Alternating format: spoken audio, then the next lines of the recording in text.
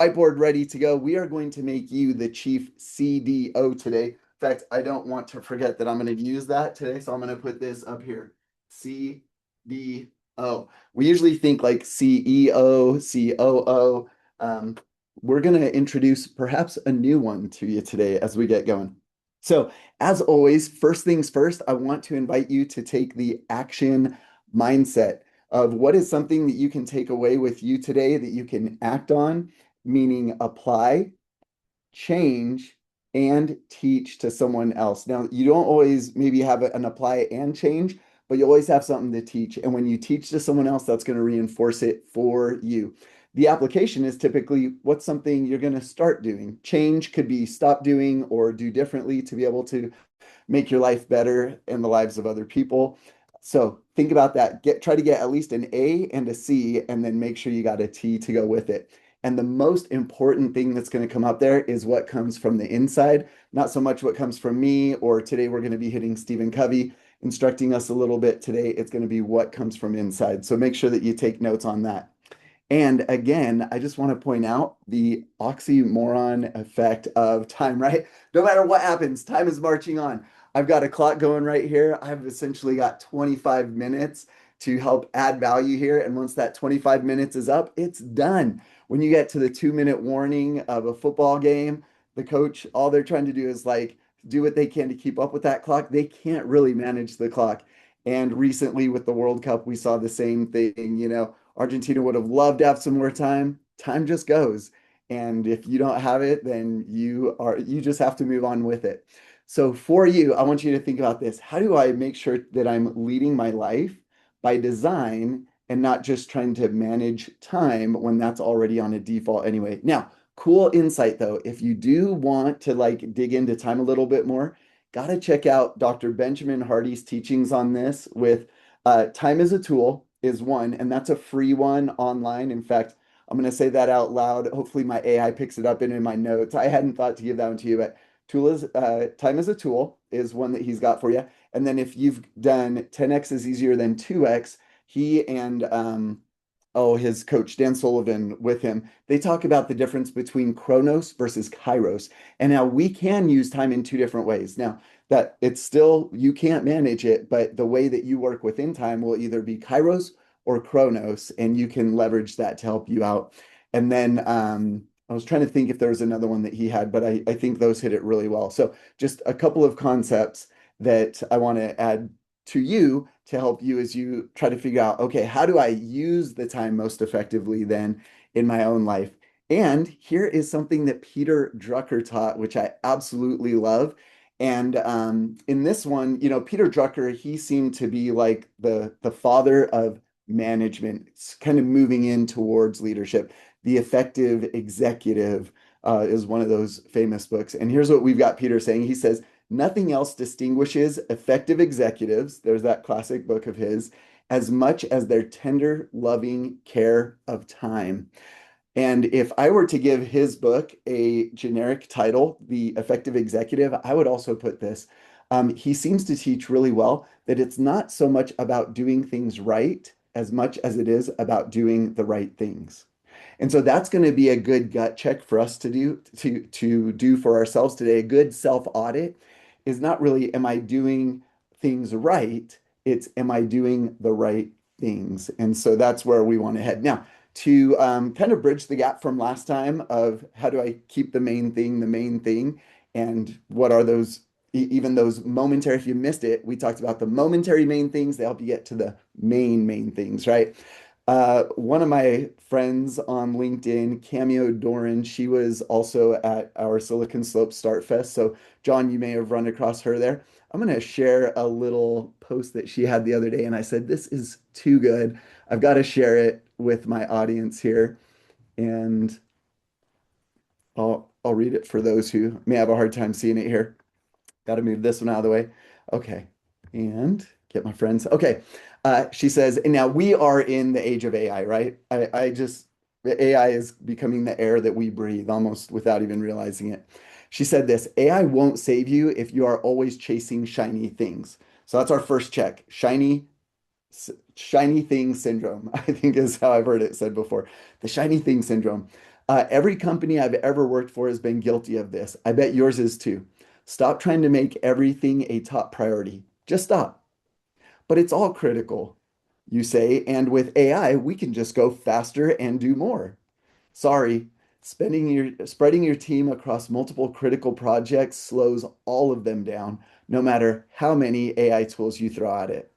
I will say it again and again. When everything is number one, nothing is. That's really, really important. So I love the graphics she's got going along with this, those Spider-Man memes that you'll see like this one with priorities labeled here. The winner in the AI age, uh, let's see, the winners in the AI age choose one thing and deliver it better and faster than anyone else. So there's that one thing concept. Because in this market, you won't get rewarded for doing more, only for doing what matters. And she is right. So here's the fun way to look at it. And here's the thing that we've got to check ourselves on. Shiny thing syndrome. What is the one thing? And how am I going to make sure that I get rewarded for doing what matters, not even for doing the most? Another great presenter at our Start Fest was Erica Coleman. And she gave a great principle that I think applies well to today also, which was you don't have to give your all to give your best. She was talking about how we can lead. She has a clever way of saying this. Even, oh, I'm not going to get it, but she has a good way of even achieving, I think is what she calls it, even achieving, where how do we make sure that we show up well for the next meeting or the next appointment or even the next day and make sure that we give our best. That doesn't mean that we give our all. So I want you to think about that one because sometimes we are giving our all thinking it's our best. And a lot of times giving our all isn't giving our best. And more frequently, when we do give our best, we've got the reserves ready to go for the next thing that's coming up. And as she says, the Xerxes thing, she's like, if you keep going at this pace, will you be able to celebrate when you get to the end? So some really great teachings from very insightful individuals here, ranging from Peter Drucker to Cameo to Erica. And let's jump in a little bit with our friend.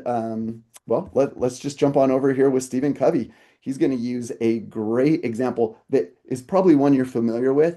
It bears at least re-illustrating, I think, to help set us in the right mindset here. So let's check this. Actually, what I'll need to do, I think I need to reshare and give us sound on this one. Yep, share sound and optimize video. All right, here we go. Your name is? Elizabeth. Elizabeth. You have a work life? I do. Family life as well? Mm-hmm. Children? Not yet. Not yet. What's the nature of your work assignment? I direct an international firm. An international firm? Mm-hmm. So you really are interfacing with all kinds of people in the firm and outside the firm. That's right. You want a rich personal life and a rich family life. Do you ever feel like you get bogged down in the thick of thin things? Yes. Well, that might be analogous to all these little, small things that tend to fill our life. And that just little by little, they just accumulate. Now, your job, you can't go above this, is to get all those large rocks in the jar. Good luck.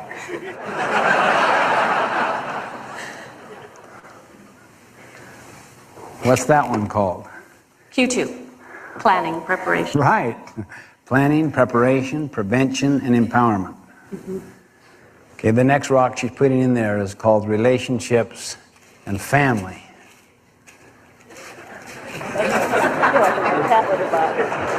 We didn't look at that third rock you put in there. That's employment, some key employment issue, and then you put major projects here. I can't get it above there. I haven't worked it yet. Oh, yeah, that's right.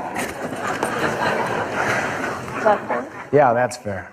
That's called service, community, church.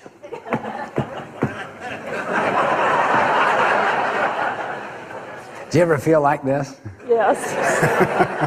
How many feel like this?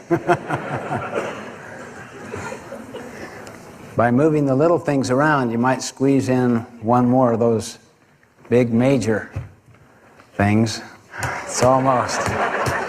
Wow, that is good. You know, if it doesn't fit, force it.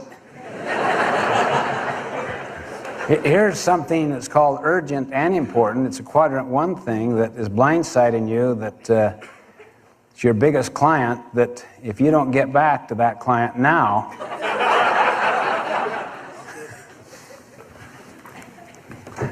you've given up your vacation. And you have no special block of time just for yourself.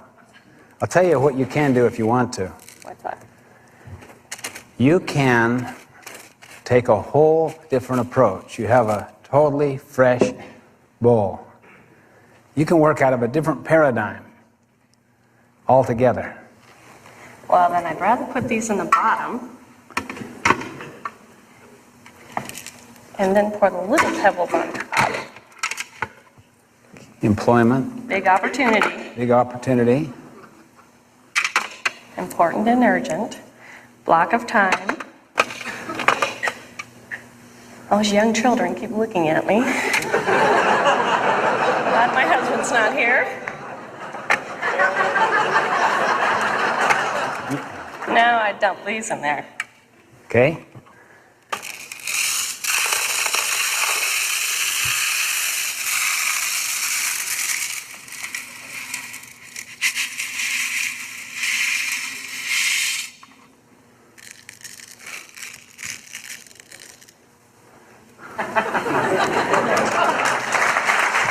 That's great.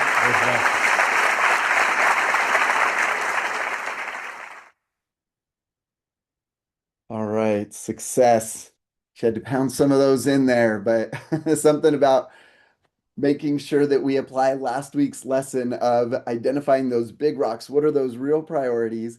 Making sure those are in first. And one of the best ways that we can do this, but it is one of the hardest, right? It's like the easiest, and yet something kind of gets in the way on this one is something that Stephen Covey shares with us here. He says, you have to decide what your highest priorities are and have the courage pleasantly, smilingly, unapologetically to say no to other things. And the way you do that is by having a bigger yes burning inside. So last week, I invited everyone to use the Franklin Covey free mission planner, mission statement generator, I guess, to be able to go through the process that they've got there to do it. If you haven't done that yet, I want to encourage you to check out that Franklin Covey. Just go to Franklin Covey free mission builder, and that'll come up for you.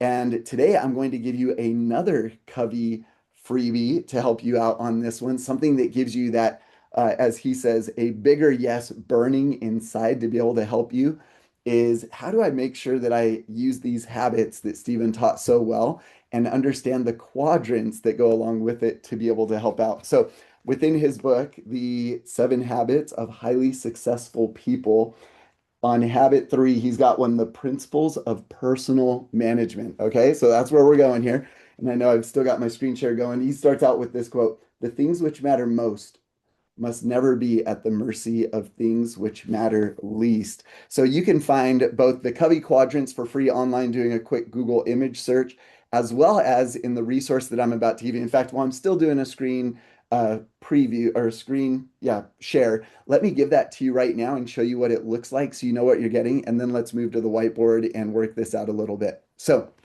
here is the pre-assessment that you are going to take. And I want to make sure that I get this in the chat right now so I don't forget it. John, Kara, anyone else in here, you'll be able to grab that link really quickly. So here we go in the chat. And if you click that, it should open in a new window or a new tab for you so that you can come back to that. But we're going to do the pre-assessment. And I'll show you what the pre-assessment looks like here so you know what you're actually getting. Whoop, I think that's still showing for you. Yeah. Oh, I clicked on it. So it actually opened it up. Okay. So it opened the web page because I had it hyperlinked there. So you'll click here to take your pre-assessment. And when you do that, this isn't going to ask for any email at all, but it will ask for some other things. You could just put other, and then you can select whatever country you want. We'll go with India here. And then what it's going to do is take you through 4 simple pages of questions that are going to ask you to assess yourself, to really do an audit on how you're doing in each of these 7 habits. And what you will get in the end, I'm going to come back over here, is a nice report that, yep, that's showing up for you now. 6 pages. So you'll see the last time I took this one was May 6, 2026 to get this one. And I want to show you both what you're getting as well as how it can help you out and goes along with what we've been doing here in the past.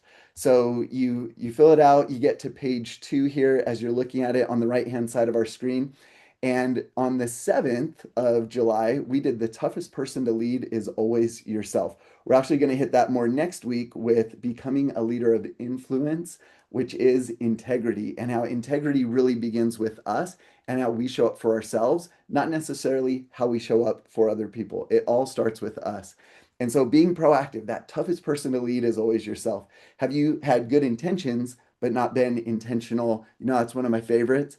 Proactive is going to help us a lot. Now, how do we take that proactive desire and energy and actually put it forward in a way that's going to help? Well, one, the next habit is to begin with the end in mind. So what we did last week on the 14th was keep the main thing the main thing. And that was actually what you're seeing on my report here is 2 different scores. In the blue is my response to those questions that had popped up on the website.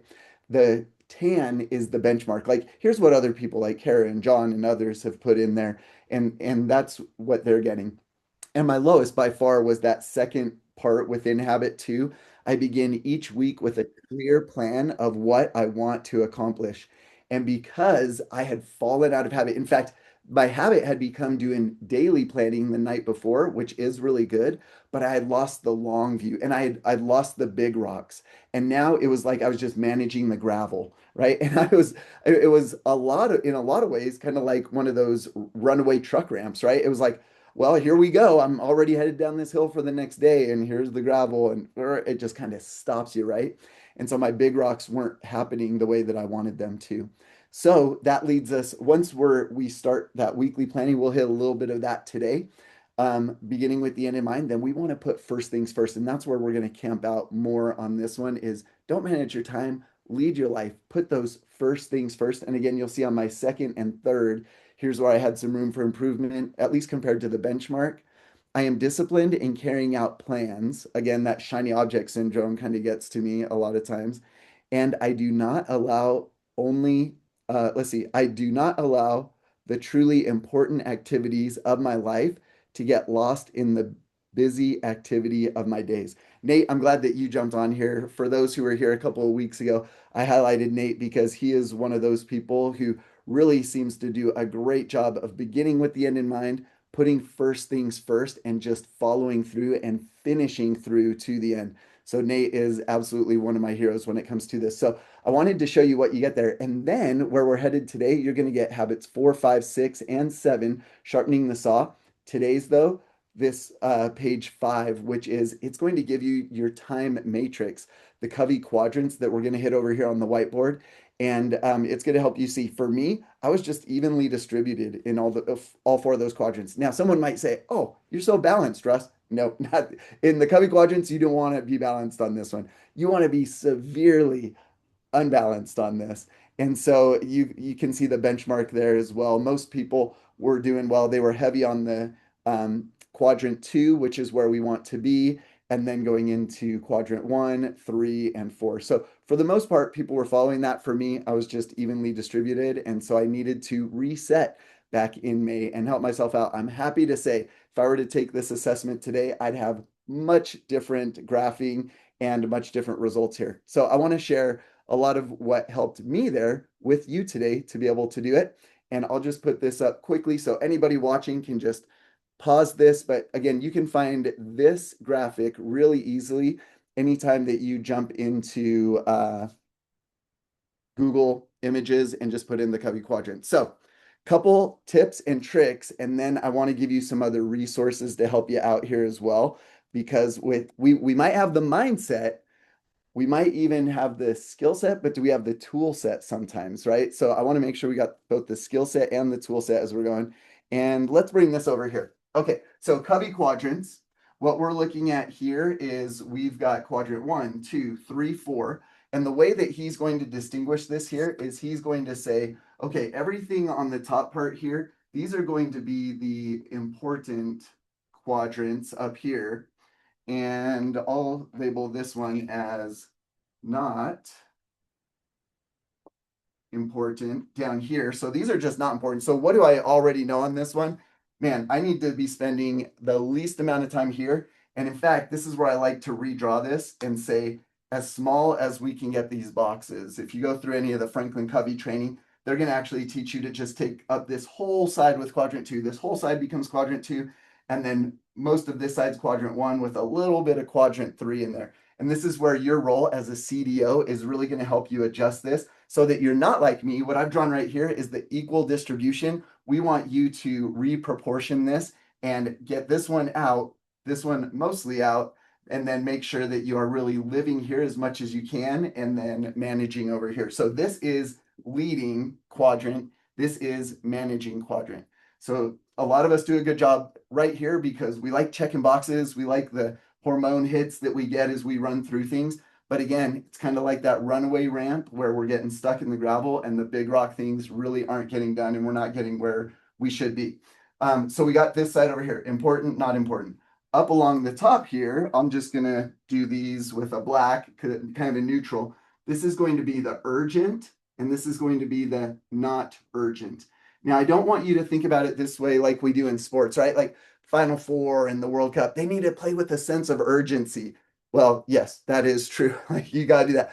The main time to do that though is in practice, and that's when it shows up in performance, right? And when the time to perform has arrived, the time for practice has passed. So for us, we don't want to get caught up in the urgent, although that is where a lot of us tend to naturally lean and businesses tend to push us, and sometimes our position will tend to push us. So here's what we want to do. Number one, we want to live above the line. That is number one, live above the line in the important quadrants. Number two, we want to apply what we talked about last week, which is, I'll stick with green over here, the 20-80 principle. Now, I know a lot of people will call it the 80-20 principle. I like to actually lead with the 20 because it reminds me that it's the 20% of things that I'm really getting done well that are the important, the things that matter most, right? But remember, things which matter most must never be at the mercy of the things which matter least. So essentially everything up here above the line is 20-80 if it's proportioned correctly. Most of it should be in quadrant 2, which is the important but not urgent time to be able to do it. And so going into the C.D.O, where I want to, today you are being officially crowned C.D.O of your life, of your organization, of your role, whatever it happens to be. Here's what it is. It's the chief, and then the D is going to be different in each of these boxes, officer. So here is what it is. When we are looking at these boxes, if something is not important and not urgent, then you are the chief deleting officer. We want to delete as much of that as we can. Now, here's where the easy spot to start. Number one, go on your phone, go through the apps, start deleting any app. Sometimes your phone's good enough to say, you haven't even been using this for a while, we're just going to hide it. Just go through your phone, get rid of those apps.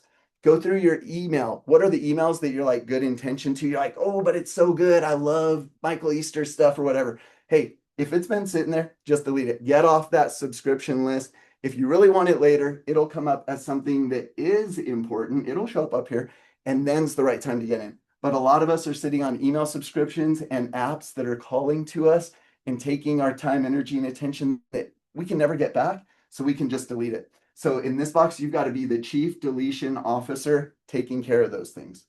The next one is chief delegation officer. So on those things that are urgent, there's still things that need to get done, but not important, then do you really need to be the one that's doing it? Probably not. Does it need to be getting done? Well, if it's urgent, it probably does. This is where the who, not how comes in. Again, Ben Hardy, Dan Sullivan, who, not how. So you can use AI a lot these days. You know, be careful because we want to use AI as a lever, not as a crutch, right? Anytime you see yourself using as a crutch, boop, delete it. When it's a lever, you can use with the delegation.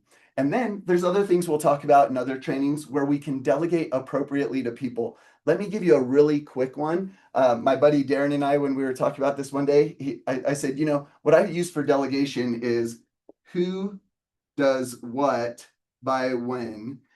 And then you follow up with people until completion. And he's like, oh my gosh, he was just brilliant on this one. He's like, www.followup.com, right? And that was his way of doing it. And then he even used it in a training. It was really cool to watch him do that. But who does what by when is great delegation. And then you follow up with them so you can follow through until completion. That's what we want to get. So I'll just put that up there as our little reminder. So you are going to be the chief delegation officer when something important, or excuse me, urgent, but not important in that part of your life.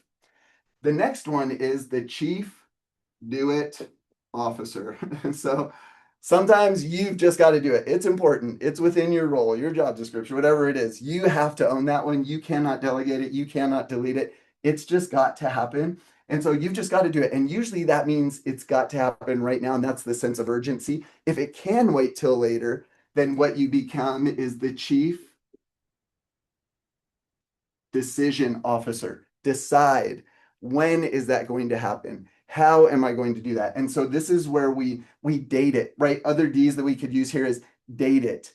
Make sure that it's got a dedicated time. That's another word that you could put there. So date it, dedicate it, give it its own space, like the big rocks in Cubby's bucket, so that all of that gravel isn't getting in the way. We want to make sure that we've decided, okay, that's something I'm going to do. Now, a couple of other resources that you could check out, or maybe you're familiar with, and just a good reminder, Brian Tracy's Eat That Frog. Great principle. In fact, I'll read a part of that to you. And then Covey essentially wrote entire books after and along with the 7 Habits of Highly Effective People. Put for like First Things First is one of those books that is all about habit 3 and how do we go about doing that. Now, if you keep coming to our 30-minute leadership solutions, we essentially pull from all these things. So don't ever feel like, sometimes I get like a dump truck and I'm like, here's all the stuff, everybody. And you're like, oh my gosh, my backpack's not big enough to walk away with this, right? Don't worry about it. What's the one thing? We're bringing a lot to you today, but what's that one thing that can help you out? So going along with the principle of eat that frog, let's see if I've got this. Yeah, Mark Twain.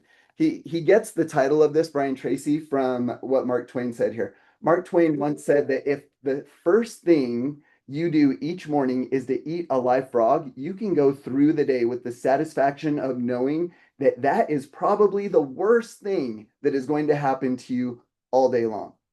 Your frog is your biggest, most important task, the one you are most likely to procrastinate on if you don't do something about it. It is also the one task that you have the greatest, that can have the greatest positive impact on your life and results at the moment. So I want you to think about that as we close for today, but we'll continue next week with integrity for ourselves, which is this. Is there a frog that I've been ignoring because I do not want to eat that frog? Is there a frog I need to intentionally make sure that I'm eating? And sometimes just it can't happen first thing in the day, but it needs to be first on that list of things that will get done today, right? Maybe my training session happens this morning and I've got a 4 o'clock meeting with a potential client this afternoon. It's going to be a frog. I couldn't move that to 6 a.m. in front of my training session, but I'm going to make sure that it happens and be prepared for that. So we will continue. This is a to be continued. And one other thing that I want to make sure that I give you that we will come back to today is I'm going to give you some resources on how to say no. Because remember, it's how to say no. We got to have that bigger yes. So get your mission statement. Come in here and figure out the important things that need to happen, especially in this quadrant. Oh, and one other thing is the 3 R's that we talked about last time. What is required? That's the number 1. What gives me the greatest ROI, or the greatest return on that time, energy, attention? And then what is most rewarding? Now, often we find the rewarding things over here. So what we got to do is we got to push what's rewarding into this quadrant 2. When we can really align these 3 R's, what's required of us, what gives us the greatest return, and what's rewarding, that's when we can live comfortably here and learn to as my DARE officer in the Los Angeles Unified School District taught me, just say no to drugs and alcohol, right? I was a part of the DARE program. I need you to be a part of the DARE program. Maybe that should be part of our C.D.O is dare to just say no on this one as well. You are the chief dare officer in your life as well. You got to say no. You can train other people to say no. So I'm going to give you those resources. I've gone over now, so I'll just give it to you. But let me tell you where it's coming from. Greg McEwen, the essentialist, right? He wrote Essentialism. I'm going to give you a tool that he gave as part of that. I'm going to give that to you. And then one of the best coaches in the world, Michael Bungay Stanier, wrote The Coaching Habit. He has a great PDF on saying no. And one of these will probably talk to you more than the other one. Some people will probably like Greg more than Michael and the other way around. So I want to make sure that you got both. And then I want to give you this invite. If you haven't already thought about it, like what is going to be my action today, or you don't have an action, man, just make one of these your action. And yeah, so coming up right behind me here, you're going to see a couple of these. But this is the question that oh, and I'm going to give you 7 tips for doing what matters. Again, I come in, I'm like so excited to give you everything. You need to balance yourself. Everything that I give you, let's do this. Decide right now what's the one thing. You can sit on everything else. Just pop those links somewhere until you're ready for them.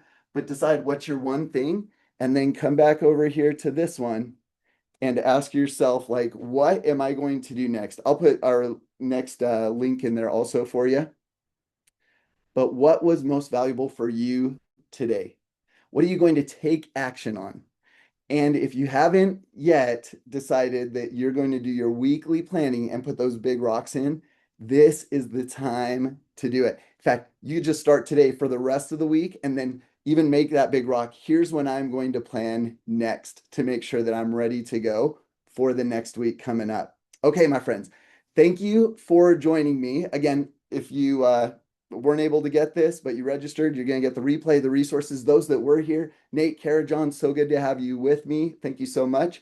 And I hope you'll join next time. I'm going to send that link to all of you in the follow-up email so that you've got that and you can get it going and I can let you get going because right now I'm getting in your quadrant 2. So I need to let you go do what that next important thing is. What's important now? Go get it done. Go get the win and I'll catch you next time. Thank you so much for being here, my friends. See you later.